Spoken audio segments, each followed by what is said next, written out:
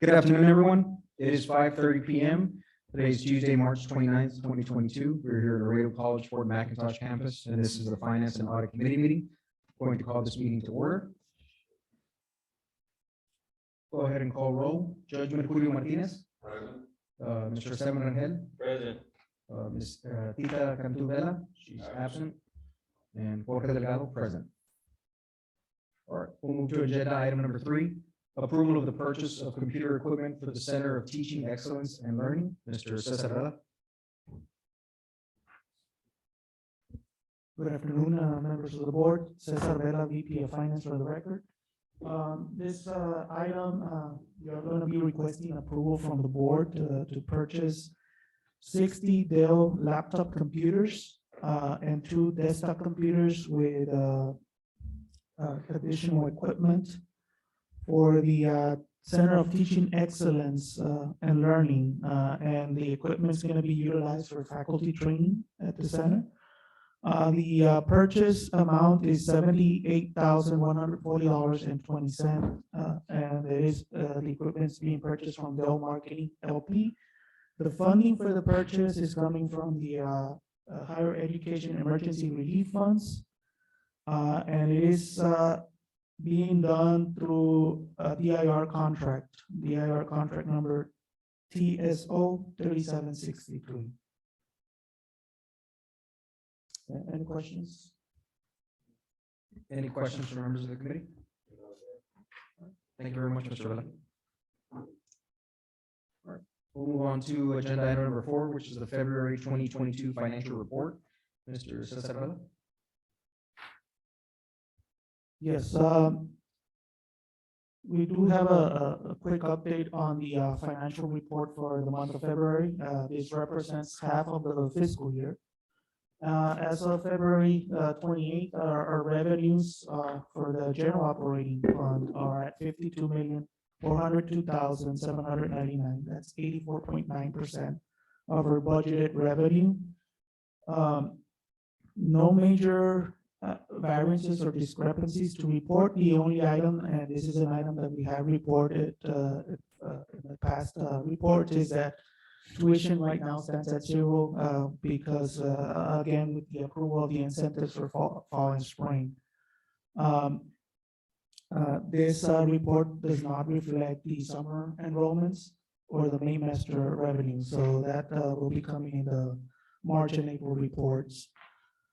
Again, compared to last year, our revenues were at $52,315,028, or 89.2% of our budgeted revenues.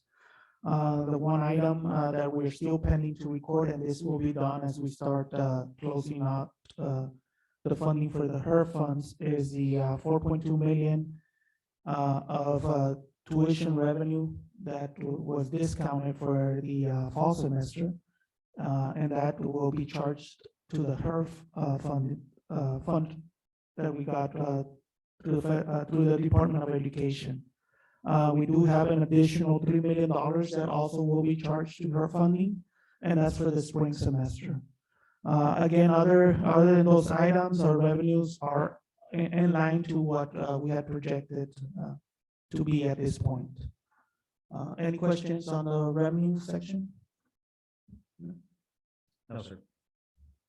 Okay, for expenses, as of February 28th, stand at $27,379,723. That's 44.37% of our budgeted expenditures. Again, at this point of the fiscal year, we should be at 50%. Last year, at this point, expenditures were at 44.31% of our budgeted expenditures. So you can see, compared to last year, we're pretty much on target based on what we projected for the fiscal year. Again, no major variances or discrepancies to report on the expenditure side. For the other funds, special appropriations, which is our Economic Development Center, out of our budget of $206,164, we have recognized $67,425. That's 32.7% of our projected or budgeted revenue. The expenses are at $99,612, or 40.3%.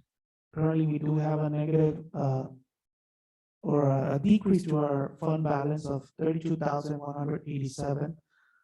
Again, the bulk of the revenue should be coming in through state appropriations. We do have an additional $25,000 that was projected to be generated by the center. I do want to report that as part of the CARES Act, or I'm sorry, the CARES 2.0 program that we have with the city of Laredo, we are projecting that we will be surpassing the $25,000 that had been projected for the center. So at the we are projecting that at the close of the year, we should be reporting a positive fund balance for this for the Economic Development Center. Auxiliary services, the revenues as of February 28th are $1,253,276. That's 95.2% of our budgeted revenues. Expenses are at 393,808, 29.9% of our budgeted expenditures. We do have at this point an increase of 859,468 to the fund balance. Again, this is only 50% or halfway through the fiscal year. The revenue is out of the 1.2 million, 1.1 is coming from the student activity fee. And this represents the revenue for the fall and the spring semester. We do have about 51,000 that is coming from the bookstore, and 49,000 from the health clinic. That is the health clinic at the South Campus, Gateway Health Clinic. And then the restricted funds, we have 28,462,846 in revenues and expenditures. Out of that, approximately 26 million are from federal funding. And out of the 26 million, 14.5 million is Pell Grants revenue. 8 million is fall, and approximately 6.5 are for the spring semester. In addition, we have about 10 million that has been recognized as revenue for this fiscal year from the HERT funding.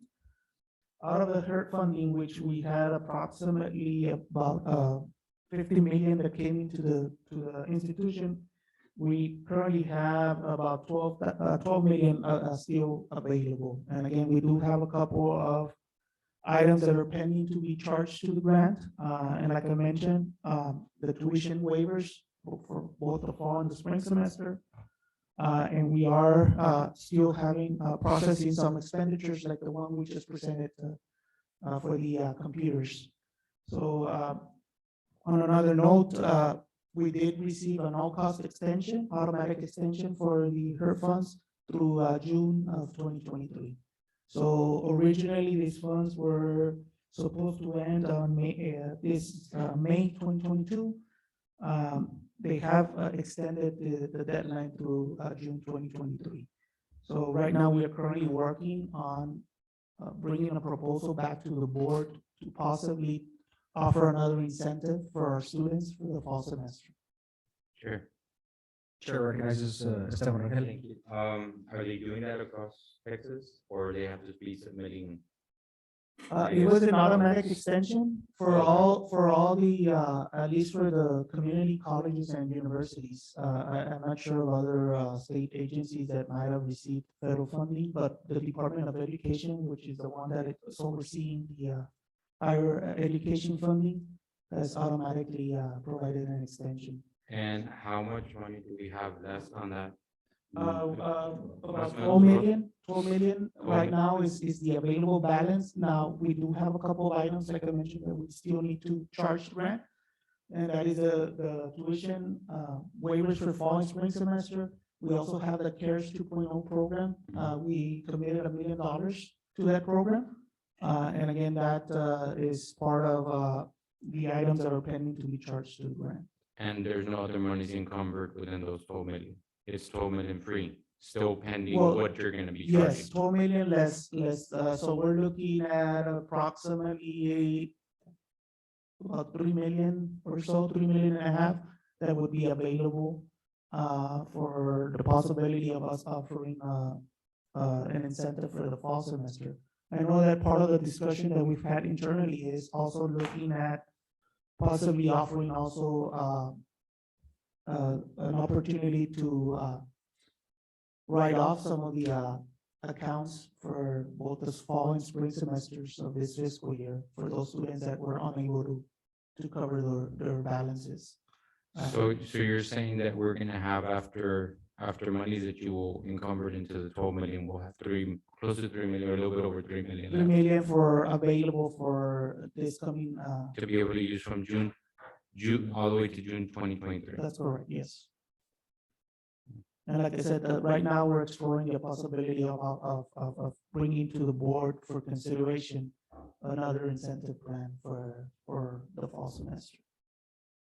What would be best, an incentive plan or to pay back the college, I guess, expenses that students Well, that have not paid? What would be your recommendation well, on both that? of them have obviously a benefit because again, when a student has a balance, Mhm. typically they can't register because they'll have a hold.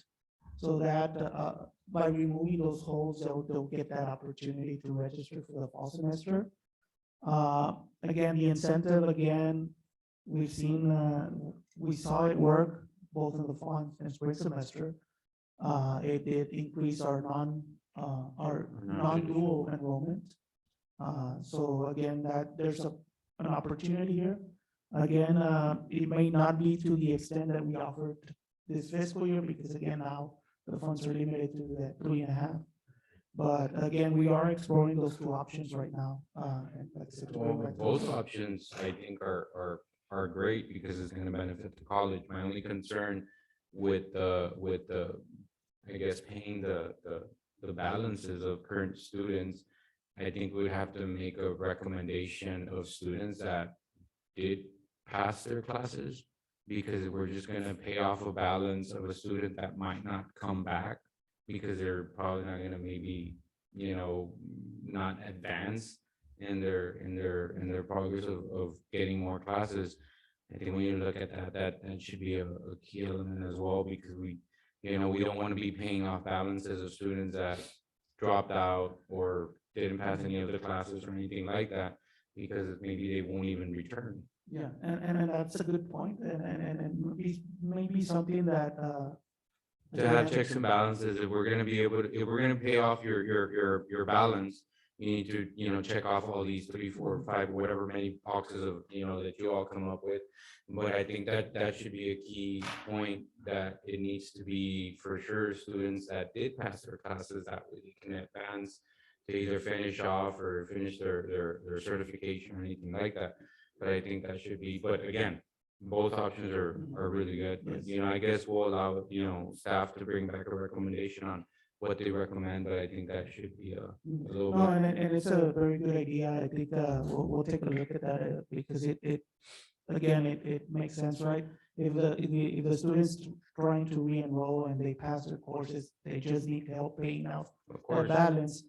This could be a great opportunity. that to- should be, to- and that helps us because it clears our books, Mhm. so that's a good thing. Yes. Good job, Mr. Reda. Okay, the facilities master plan phase 3, currently we are working on some projects. Again, work is starting on the truck driving pad at the South Campus. We've got the roofing project at the South Campus ongoing right now, and we have some other projects that are being brought to the board for consideration. For the year, we began the year with a 21,968,255 starting balance. We have recognized interest revenue of $69,079 for the year. The expenditures for this fiscal year are $1,536,870. Leaves us with a balance right now of $20,500,464. Like I said, we do have the majority of the 20 million already encumbered on projects that have been identified that need to be addressed. Sure, Chair recognizes Esteban Rangel. thank you. Sorry, Jay. And out of those 20 million, how much is encumbered? Más o menos. Actually, right now, we have all the projects, all the 20 million encumbered in projects. We do have a slight contingency, and let me verify that number for you. Because these were bond monies, right? That is correct. Yes. So my question is, if they're encumbered, I'm thinking they're encumbered with a current project that needs to, I guess, finish off. Are we still, we're not gonna get penalized or anything like that, right? Being that they're already pretty much past due. Yes, so right now, again, the idea is to move these projects as fast as possible. Again, we have already encumbered the funds, so part of the process is to make sure that you have a plan in place and that the funds have been encumbered for projects. There is work that has been done, like, obviously getting, the development of some of those plans already. So there are some costs already associated with some of these projects. Like I mentioned, the 20 million, the bulk of it is already encumbered. We do have a contingency amount that is set aside of 308,501, and that's the balance that's available for all phase three, contingency. And then we do have,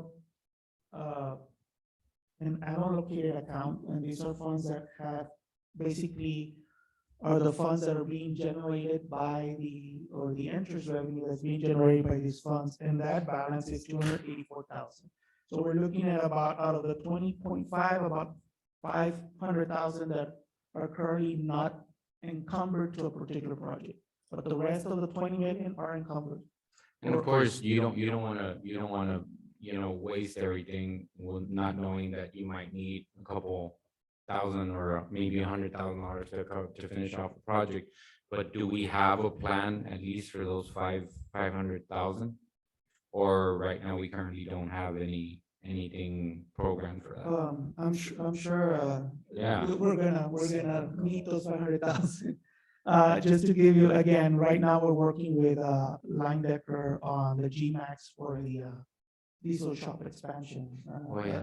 True. As we mentioned last, actually 2 board meetings ago, that particular project, we have a budget of 4.3 million, it came in closer to 6 million. So they're back on the, getting, revisions to that to bring that cost down. That's So what we're again, I'm sure that those 500,000 might Yeah. be used up. Thank you. Chair recognizes Judge Martinez. Questions I had, and then I'll. Go ahead. Thank you. Thank you, Judge. Thank you, Mr. The next item is just an update on the tax collections. This is through February 28th. Collections for the maintenance and operations are at 37,139,489. That's 92.88% of our tax levy. Our tax levy right now stands at or for the year is 39,987,719. If you look at the last 2 fiscal years, we're pretty much, again, right in the ballpark. At this point, last year, we were at 93.11%. 2 years ago, we were at 91.19%. I can see the collection rates for the last 2 fiscal years. Last year, we were at 101%, and 2 years ago at 99%. We budgeted 98% collection rate for this fiscal year, and we feel strongly that we should be hitting that target. Mr. Vela, you might want to answer your question. The boardroom remodel, where is that coming from? Yes, that is one of the items that we have as part of the facilities master plan phase 3. Out of the 7.5 million that we reallocated from the law enforcement training center project, we did set aside some funding for this project. Lastly, we have the general operating fund balance update. Again, through 6 months of operation, we had 52 million in revenues, 27 million in expenditures, for a net change of 25 million to the general operating fund balance. Again, this is just for the first 6 months of operations. We began the fiscal year with a negative fund balance of 2,545,744. Important to note is that if we look at the available cash for operations, we are at 56,722,611. So that is again netting out the liabilities for the pension and the post-benefit liabilities. On the investments, and these investments as of January 31st, 2022, we currently have investments of 109,999,972. 18 million are in investment pools, and 91 million are currently sitting in our bank deposits. The yields as of January 31st were 65 basis points for our money market account. Our investment pool yields have been going up. They currently are at 12 basis points for the Lone Star investment pool yield, and the FIT investment pool is at 15 basis points. We are seeing rates go up, and that is, on the investment side, is a positive. We had been tracking a transaction, to bring to the board for a possible refunding. But unfortunately, because rates have been going up, that is no longer on the table. So we have been in communication with our financial advisor. However, because the rates have been going up, that transaction is not, at this point, is not available. But if it does happen, that the rates go down, then we will bring that to the board for consideration. Any questions on the? Overall, what fund balance do we have and what percentage is that of the entire budget? So right now, as I mentioned, we have available cash for operations of about 56 million, which represents our fund balance without the liabilities. So you're looking at roughly about 80% of our operating expenses for this fiscal year sitting. Okay, we Uh, have a balanced budget, Yes, correct? our, And then the difference is 80%? so right now we have a $61 million budget, Okay, and we have, and the fund balance is how much? it's at 56 Excuse me. million Thank right you. now. And again, this is obviously factoring out Thank you. the liabilities. So 56 million in cash for operations. So that's close to about, what was it? What did I say? 80%? 80, well, I said a little bit more than 80%. Overall, Yes, sir. 80%? little bit over. Over 80%. That's impressive. My compliment to you.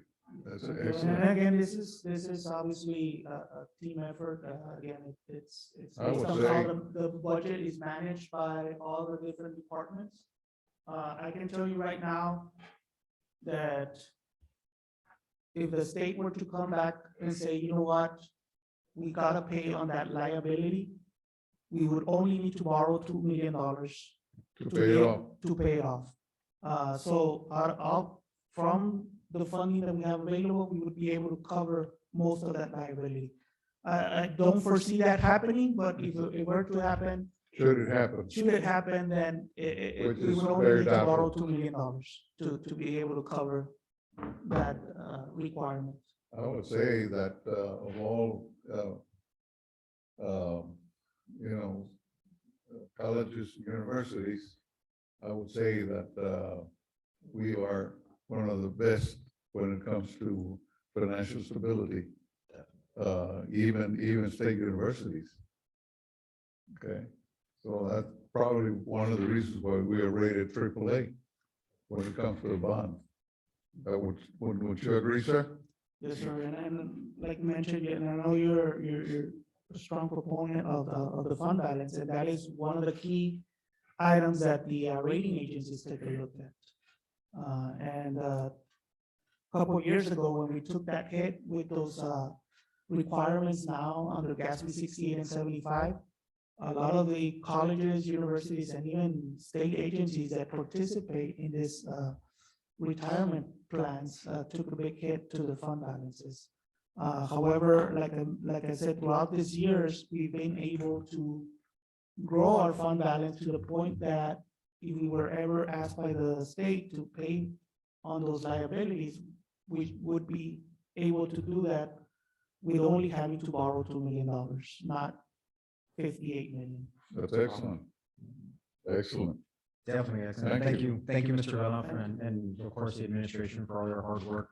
And I think it's important that, you know, so long as we continue to work together and everybody work together and follow through with the recommendations of the administration, especially when it comes to programs here at the college, you know, we can definitely continue on this correct path. So thank you very much. Thank you. All right, we'll move on to agenda item number 5. Approval of a 1-year license, subscription, and implementation services with identity automation for their rapid identity and access management, IAM solution. Mr. Albert Chavez. Good evening, members of the board. Albert Chavez, Senior Director of Information Technology. For this particular item, we're requesting approval to purchase a 1-year license agreement with the company Identity Automation for their rapid identity and access management solution. This particular solution will be used to replace our current single sign-on solution that is built into our passport portal, which is going to be replaced by a new portal that was approved in the meeting in January. We're in the process of working on that solution. That portal had a built-in single sign-on solution. The new one does not. So that's why we had to procure a different solution in place. Also, the current solution that we have for single sign-on is very limited. So we were not able to deploy single sign-on to all of our applications.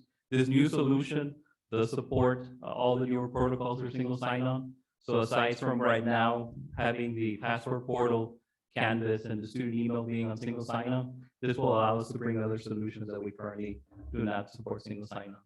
And again, this is a one-year agreement. The total cost for the first year license and implementation is $52,800. And this will be procured through the company SHI, Software House International. It'll be using contract from TIPS, which is 200105.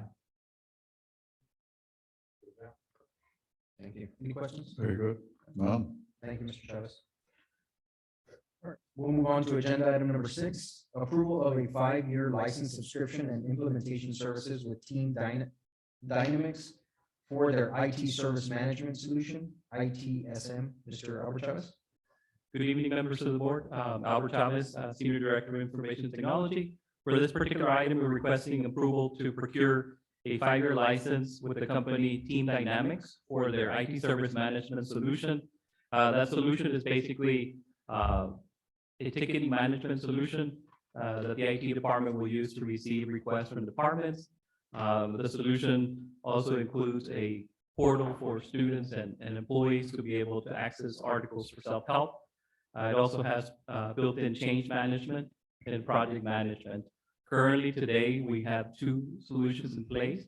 Employees use a form that is built into the intranet site that we have, and students are using a second solution, which is something that we have, which is a free service and it has limitations.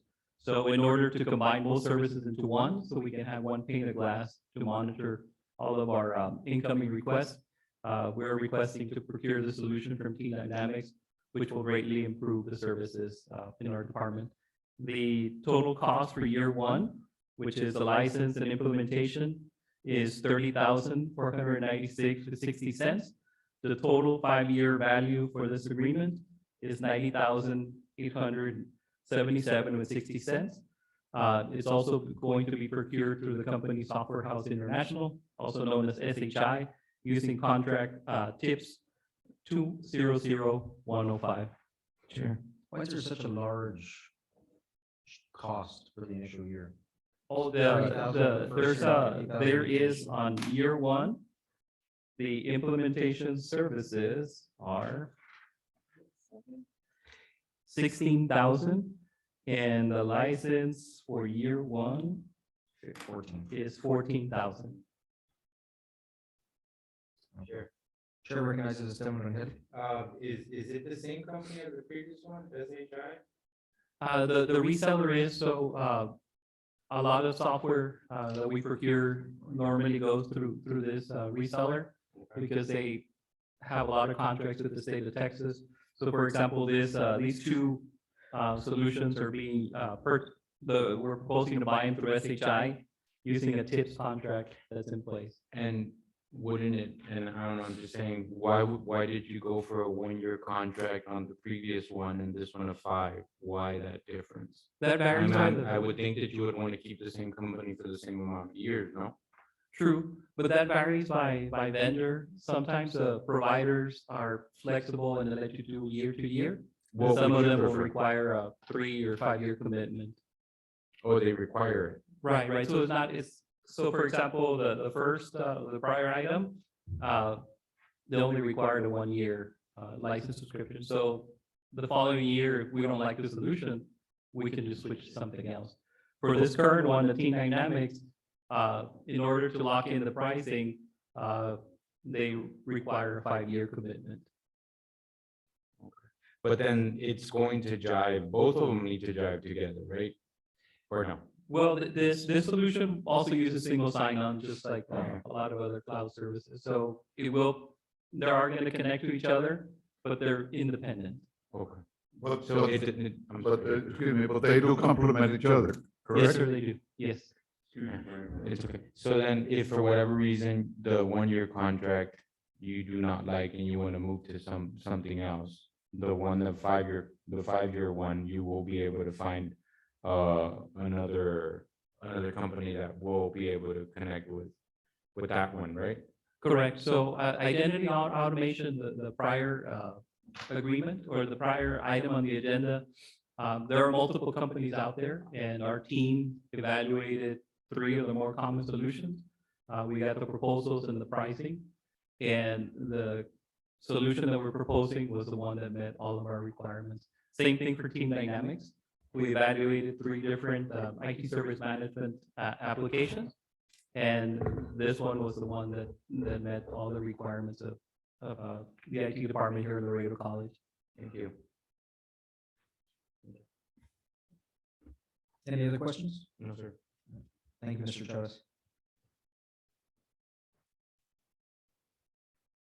All right, we'll move on to agenda item number 7, approval to amend the current interlocal participation agreement with Texas Association of School Boards Risk Management Fund pursuant to the Texas Interlocal Cooperation Act, Chapter 791 of the Texas Government Code. Dr. Ariasola and Ms. Veronica Cardenas. Good evening, members of the board. David Arasola, interim provost and vice president for compliance and academic affairs for the record. So I'm presenting to you today a renewal of an existing participation agreement. So the last time this agreement was signed was in 2012, and they have a life cycle of 10 years. So this is the renewal of the cycle of the agreement. So the TASB Risk Management Fund is the fund that we participate in to get coverage for unemployment and workman's comp, right? So these changes to the agreement are minimal, and they have been reviewed by our legal team and our administrators, and we're in agreement with everything that's on there. What are those changes? They are mostly changes in wording. So they're, for example, they remove references to allow for expansion of programs and services throughout the years. They've done things like, just pick a random one here. Expanded to address cooperation and access, and authorize the fund to access to member data held by the fund administrator. So mostly minor changes to the agreement itself. Thank you. Thank you very much. Any questions from other members of the committee? All right. Move on to agenda item number 8, approval to purchase computer laptops for incoming STEM students participating undergraduate research as part of the LEAPS project. Dr. Noragasa.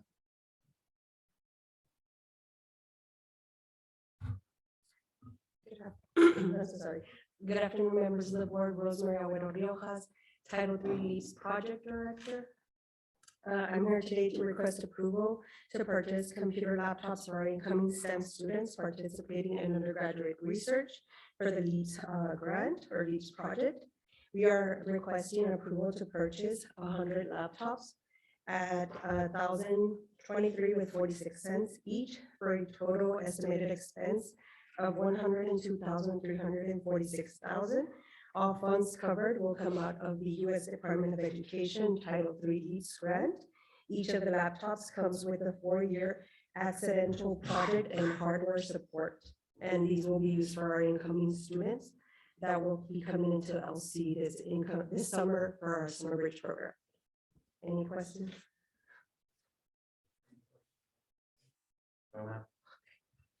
Thank you so much. Did great. Thank you so much. All right, we'll move on to agenda item number 9, approval of regular scholarship matching funds as per donor request. Ms. Sara Pompa.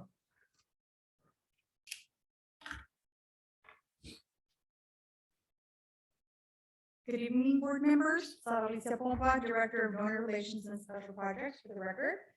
The item that I bring forth to you today is regarding the approval of matching funds as requested by a private donor. The donor being the STARS Foundation. To give you a little bit of background, the STAR Foundation is a nonprofit organization established in Hidalgo County, McAllen area.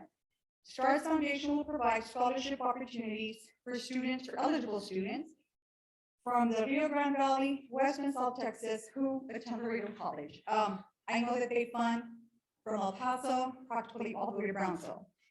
And so Laredo College Scholarship Agreement STARS can award up to $10,000 with a college match up to $10,000.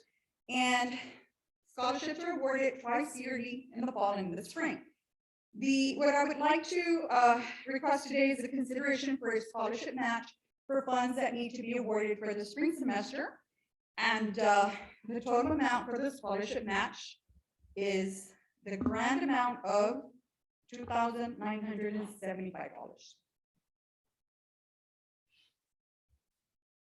What happens to the 10,000? Well, see, they award up to 10,000, but it depends on how many students apply and how many students actually qualify. I would like to point out, though, that the selection process for STARS is not through us. The institution doesn't do it. The students apply through STARS directly. And then STARS contacts the financial aid office, and then we send up the information regarding, the students and so on and so forth. And so sometimes the students forfeit on their scholarship. They do well one semester, but then the next semester they might fall below the GPA requirement, so they're not eligible to apply for the next one. This is, any questions from members of the committee? Good job. We're going to see each other. Thank you. Ms. Thank Wong, I you. appreciate that very much. All right, and that will conclude our agenda for today. A motion for adjournment. So move. Second. Motion, we have a second. Second. Thank you very much. We're adjourned. 6:08.